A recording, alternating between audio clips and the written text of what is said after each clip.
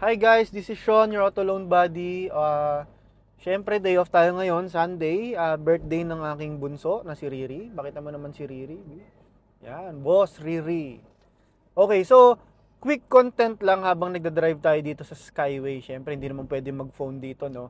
Kung ano lang yung mga napansin kong difference ng 2017 na Montero GLS versus sa bagong Montero natin ngayon.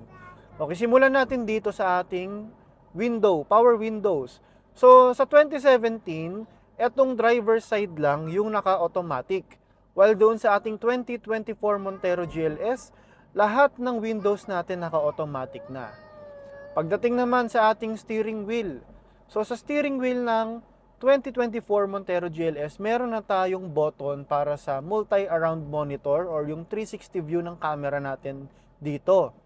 Okay, so for the GLS, wala pa tayo nun.